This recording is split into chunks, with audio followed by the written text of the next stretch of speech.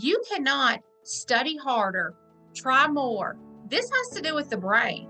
And it's not a lack of intelligence. It is not a lack of a parent's ability to teach their child. Their brain is just wired differently.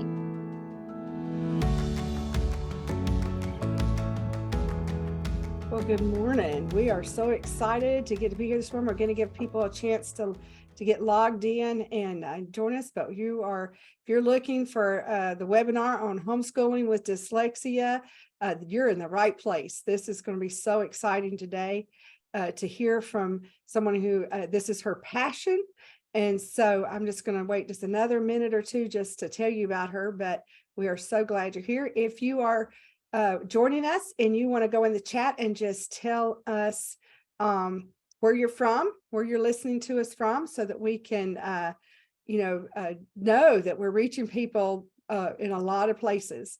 We love that. We love producing these webinars so that our families are getting helped. So if you're watching and after we get this done today, it will be put up on YouTube. So you can go in and like it and subscribe to the HomeLife Academy webinars, so that every time we do something like this to help families, we are able to get those out to you as quickly as possible. And this has been something that's really been on my heart for a long time because I deal with students every day that have dyslexia.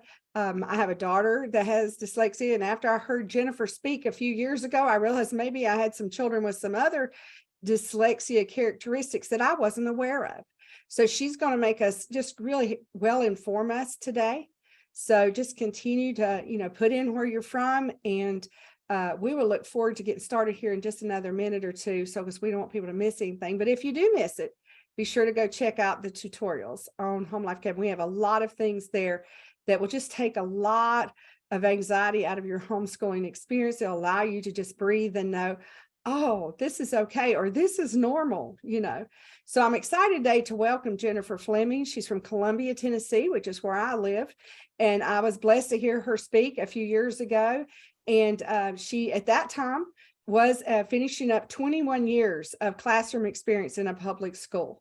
And she had just started, or even then, saw the passion to help children that weren't getting the services, weren't getting taught the way they needed. And so she took a big leap of faith and stepped out and started her own business, and it's called Inspiring Minds Learning Center.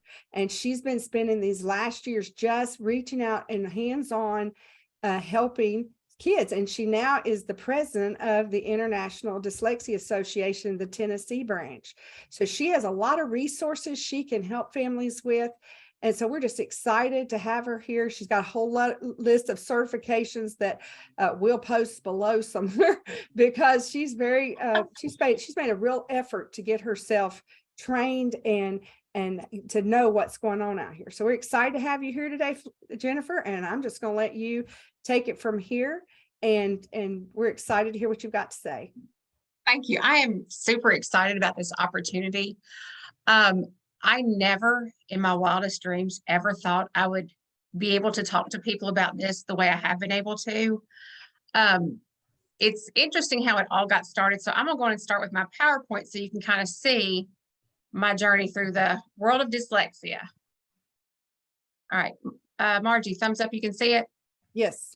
All right, absolutely. Okay, so let me tell you how I got started in the world of dyslexia. I was a public school teacher, and my daughter, she always did well in school. There were a few things that I'm like, might need to work on this. When she was in the 6th grade, I noticed her grades started dropping, and I wasn't sure what was going on. Again, I was a teacher, so I thought I knew it all, knew all the things to help, but I couldn't figure it out. I couldn't put my finger on it. I would ask other teachers, what's going on? What are you noticing? And it was always, they need to study more. They need to try harder. They need to sound out the words more. And I tell every parent, you have a gut feeling for a reason. If you think something's going on and you've got a gut feeling like, this isn't working, go with it. So I had my daughter screened for characteristics of dyslexia. And lo and behold, she has dyslexia. And as a mom, I'm going to tell you, I had guilt. I felt horrible that I didn't know my daughter was struggling like this. And then as a teacher that had been trained, I still had no idea because I kept thinking, well, she doesn't get her B's and D's backwards. Because at the time, after teaching, I was about 15 years at the time, I still had no idea. I'd never taken a class on dyslexia. So the more I started watching my daughter and reading the books, I went to one of her tutoring sessions with her, and I wrote down every single thing that her sweet tutor talked about. And she was a dyslexia tutor. And I kept thinking, holy cow, how do I not know how to do this? How did I not know how to teach children how to read? And it started one book, then the next book, then the next conference, and here I am. But I started out as a parent teacher who knew nothing about dyslexia. So let's talk about what is dyslexia. It is a specific learning disability. And I'm going to stop right there because I don't like that part of it. When I think of disability, I think of something that someone is not, you're not able to do this. It's not that they're not able to by any means. Think of it as a learning difference, because our sweet kids with dyslexia, they are able to learn. They just need to be taught a different way. So it's neurobiological in origin. It has to do with the brain. It's characterized by difficulties with accurate and or fluent word recognition, and by poor spelling and decoding abilities. So when you have a child who is reading and it's very choppy and they're not able to recognize the words, like they may have recognized it at one point, but then as they go through the passage, they're not able to recognize it again. This is starting to go, let's look more into this. And spelling, they have a very difficult time spelling and breaking apart the words. These difficulties typically result from a deficit in the phonological component of language. So later when I talk about the phonological component, this is talking about, is a child able to break a word into syllables? If I give them syllables, can they put them back together? If I say cat without, what do I have left? It's all about manipulating sounds in your head, and they have a very hard time with this. It's often unexpected in relation to other cognitive abilities. So you might have a child who is an amazing at math, like they can do all that in their head, and you're like, whoa, we're on a roll, we've got it going. And then when they go to read a passage, it's like everything starts to slow down. So it's one of those, it's just with the reading component and the provision of effective classroom instruction. And when this means also, as you're teaching your child, you know you have taught that, you know you have reviewed it, you know you have gone over it several times. And if they're still having trouble, that's when you start to look at maybe something's going on. Secondary consequences may include problems in reading comprehension and reduced reading experience that can impede growth of vocabulary and background knowledge. If you're not able to say the words correctly, of course you're going to have a hard time with comprehension because you're not understanding what you're reading. And a reduced reading experience, if you don't like to read, you're not going to read. That's plain and simple. And so with vocabulary, it's kind of like the Matthew effect. You know, the rich get richer, the poor get poor. If a child does not like to read, they're not going to want to read.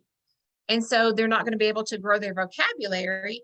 So when they go to read, they're not going to understand the words, and it just kind of keeps going and going. So we talk about this being dyslexia, and it has to do with the brain. I think it's very important to understand the research behind this. If you look at the first slide on the left, you've got green, red, and yellow. Now, in a brain, most people, I'll say a typical reader, when they go to read, there are different parts of their brain that are activated. It's on the left side because that's our language side. The one in green is the Broca's area. And with this, it processes articulation, and it helps that you can be able to sound out the letters. Now, as we start to go through this, there is not a part of the brain that is a reading part. Speaking is natural. Reading is not. Reading is man-made. So we're having to use different parts of the brain to process all the pieces in reading. Because if you think about it, you have to look at the word. You have to be able to match the letters and the sounds.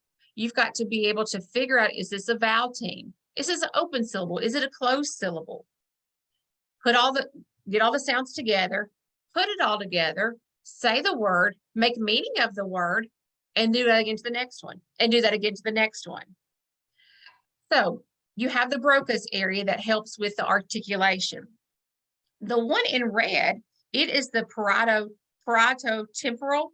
It is based with the Broca's area. They're kind of used together, and it connects the sounds and the letters. So the first part, you're able to look at them and see them, but not necessarily match them together. You have letters here, you have sounds here, but the red part puts them together so you know that this letter makes this sound. The yellow part, occipital-temporal, this is the one where the word forms are made. When a word is read several times, the brain makes neural model of it that includes the spelling, pronunciation, and meaning. So all those parts go together for a child to be able to read. So if you look at my other slide, this was done with an MRI. You have those three parts of the brain that are activated when reading. Look at the one of a dyslexic reader. It has the part that identifies letters and sounds, but not the part that matches the letters and sounds with each other, or the part that helps you with the word formation. So if you have your child who, let's say they're writing a story and they're writing the word said, and they wrote it 4 different times in the story, and all 4 times it's spelled differently. It's because that part of the brain is not being activated to make a mental model in their head. Just like when they're reading, you might tell them what the word is, sentence or two later, you've got to tell them the exact same word, or they have to sound it out every single time. And when you have those parts not being activated, you cannot study harder, try more, sound it out slowly. This has to do with the brain. And once people make the connection that their brain is just wired differently, and it's not a lack of intelligence, it is not a lack of a parent's ability to teach their child, their brain is just wired differently. So looking at the next slide, you're able to see a control brain. When a typical reader is reading, the 3 different parts of their brain are activated. So if they see the word rock, they're able to say the word rock. They're able to put meaning with it. They're able to know that R-O-C-K says rock, and they can put all that together. Now, thinking about the previous slide, when those certain parts are not activated, this is what happens in a dyslexic brain. They have to go from one side over to the other to use other parts of the brain to help all of it match together. Think about when you were younger, if you ever played the game telephone, or I'm assuming that's what I think of when I'm talking about this. When one person says a sentence, I have on blue socks with red shoes. And by the time it goes to 2 or 3 people, it's the same sentence. If it goes to several different people, by the time it gets to, let's say, the 8th or 9th person, they might be riding a bicycle with a pink basket.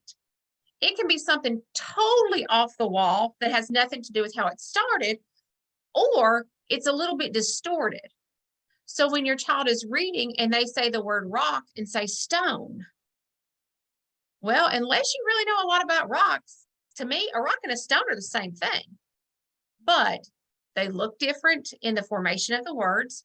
They also are sounded out differently. They might say horse for pony, lake for river. So they're saying things that are close to what it should be, but not exactly, because it's got to go through all the different parts of their brain for it to come out as they're speaking. So now that we know what dyslexia is and how it is all about your brain, we're going to look at the different warning signs. Now, let me say this first. Everybody is different. One person may have these warning signs, one may have this one. And if one child may be dyslexic, it doesn't mean your other child will be. Or if they're both dyslexic, one's strength may be another's weakness. So there's not just a check it off, check it off, check it off. They've got all these things. It just kind of comes and goes. Jennifer, let me remind the people, if you have questions when you're going through here, and this might bring up a lot of questions, this particular slide, that you can type your questions in the Q&A section of the webinar, and Miss Jennifer Post is going to watch those and read those to us at the end. So if you're coming up with questions, feel free to type them in the Q&A. Mm-hmm. Yes, I'm more than happy to answer everything. And if it's something like later on, you're like, oh, I should have asked this. I know there's going to be a copy of this sent out in my PowerPoint and with my email address. When I say, please email me, I mean that. Please, if you have questions, if you can't think of them right now, email them to me. I'm more than happy to answer. So we're going to start with the red part, looking at reading at the very top. Finds reading hard. Well, if you go back to that part of the brain that is hard for them to figure out the words, you know, they don't want to keep doing it. Nobody wants to do something that's hard. And so that it is difficult for them and they don't want to practice. Misreads words. Again, they may say stone for rock or river for lake. Very close to what they should be, but not exactly. They're not fluent in their reading. It's very choppy. It is like they're saying a word and a word, kind of robotic. So they're not fluent with it and doesn't always understand what is read. If they're mispronouncing words through their whole sentence, they're not going to be able to understand because it doesn't make sense. And sometimes the words that they're saying make sense to them, but that's not exactly what's happening in the story. With the writing and spelling, poor spelling. They have a hard time knowing if I make an E, the sound E, is it going to be short E? Is there going to be the vowel team EA? Is it going to be a Y? They're not sure what to use when they're doing their spelling. Poor punctuation and grammar. Now, and all of this is they have these weaknesses after they have been instructed. So if you have a first grader and all you do is creative writing, you don't worry about the punctuation or capitalization yet, and they have a weakness in that area, that's not dyslexia. That's they have not been taught how to do that just yet. Difficulty structuring a text. These are the kids that they read a passage. Okay, tell me what your passage is about. And they come up with one sentence. But if you orally say, tell me what your passage is about, I can tell you all the details. They can tell you everything about it, but they don't know how to structure it, where to start. How do I write my paragraphs? How do I switch from one paragraph to another?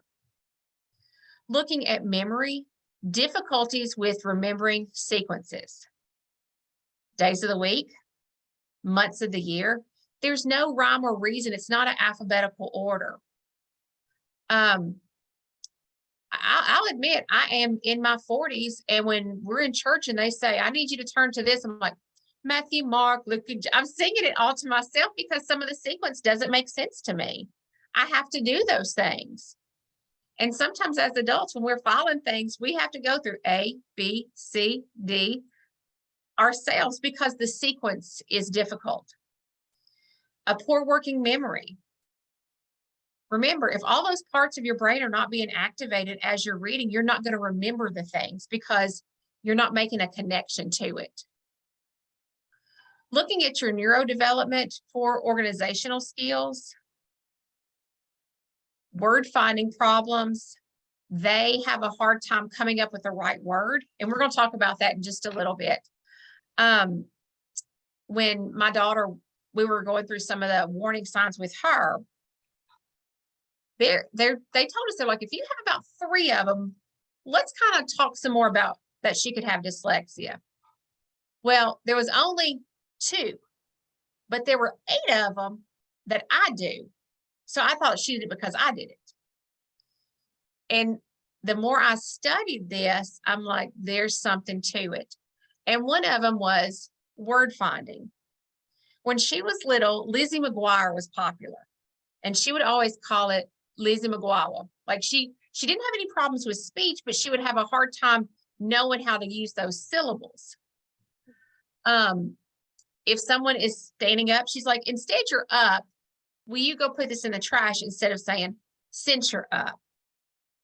Also the, you know, it's on the tip of their tongue, but they cannot come up with the right word.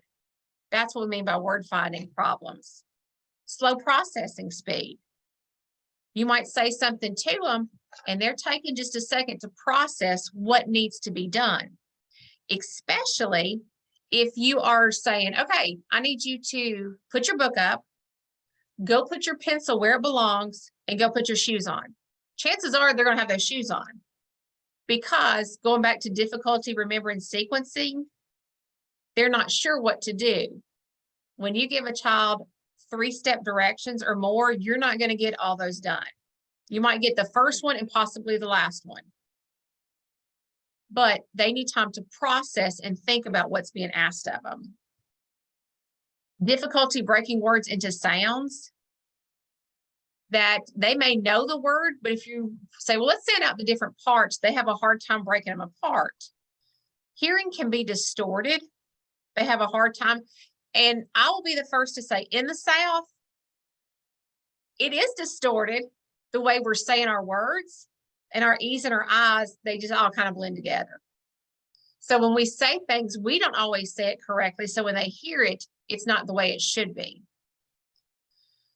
This next part, vision, when you have a child who is reading and they are going to one line and they come back and start the same line, they have a hard time going from one line to the next. They might skip words or an entire line as they're reading. Reverse letters. And a lot of times you will see, you know, we always talk about the B's and D's. Well, P's and Q's, P's and nines. And it wasn't till just about a year ago, I had a child who I was working with who would get his U's and N's and M's and W's mixed up. I had always seen it reversed this way, but not that way. But they get them confused because most of the other letters, if you flip it another way, it doesn't make another letter. If I have a C and flip it another way, it's still a C. Same thing with a K. But if I flip my B, you know, it can turn into a D. If I put it this way, it turns into a P. If I do it the other way, it turns into a Q. And so they have a hard time with that. Sees text as moving or blurry. One night I was reading with my daughter and I was kind of moving my finger across the page. And she's like, Mama, why are you going in a straight line? And I thought, honey, why are you not going in a straight line? But when our students, our kids are hot, hungry, or tired, it makes all of this worse. And they do start to see words as blurry or 3D looking. Sometimes I've had kids tell me that it looks like someone has taken an eraser and just erased parts of it. So there's some that are dark and some that are not so dark. And this is when a lot of times they'll say they need vision therapy. No, it is not. It's the way your brain is processing what you're seeing, because they may say, oh, it looks blurry, or that the letters are jumping off the page. But if they turn and look at something else and they look at the dog that's on the floor, the dog doesn't look like it's jumping up and down. So it's not so much a vision thing. It has to do with the vision, but it's the way your brain is processing it. When I first meet with students, we talk about reading, and I ask them, like, what's so bad about reading? You know, and this is when I can kind of figure out, are we not able to understand what we're reading, or do we not know how to sound out the words?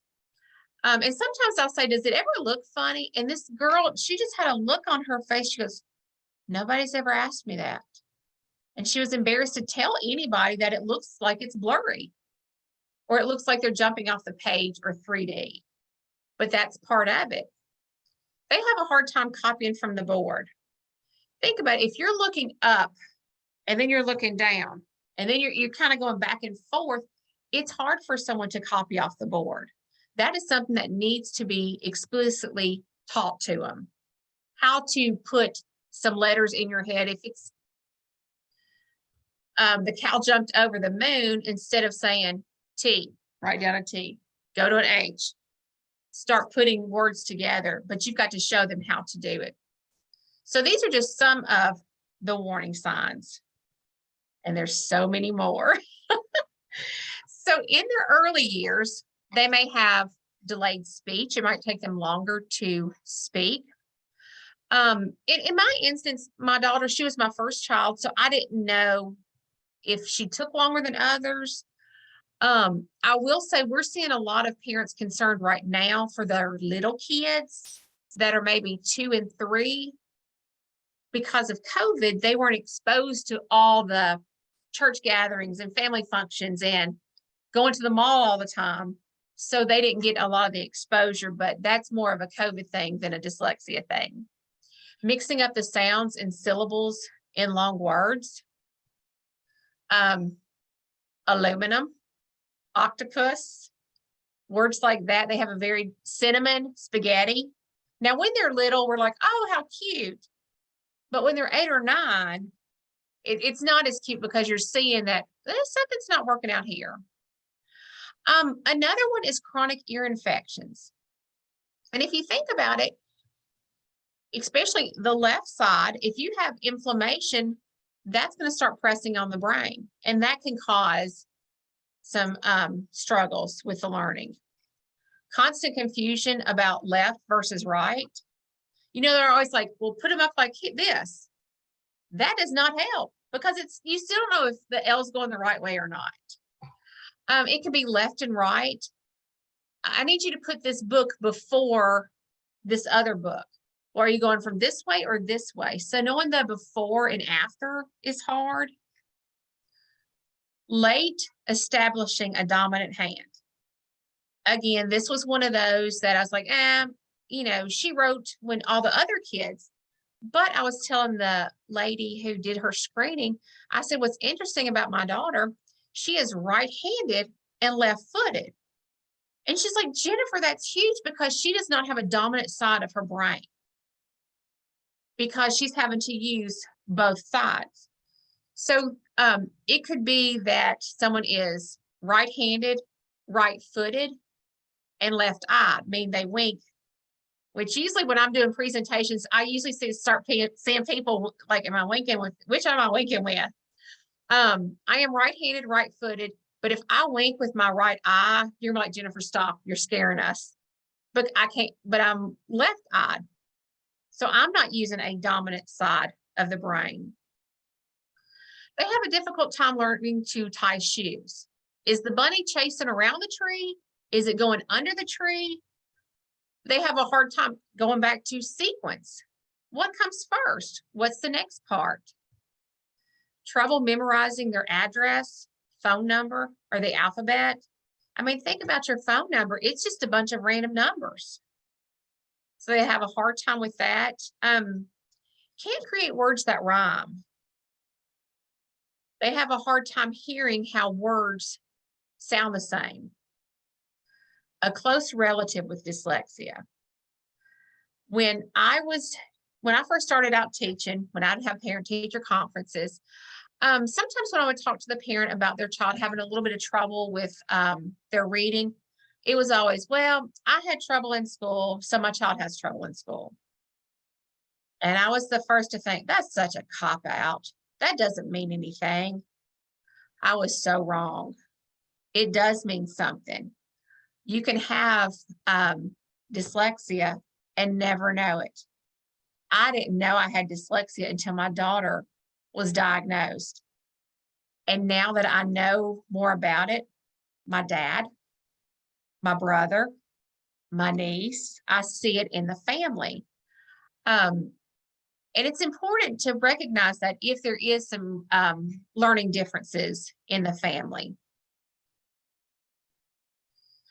Now, as they get a little bit older in elementary, they may have dysgraphia, and that's when handwriting is very difficult for them to do.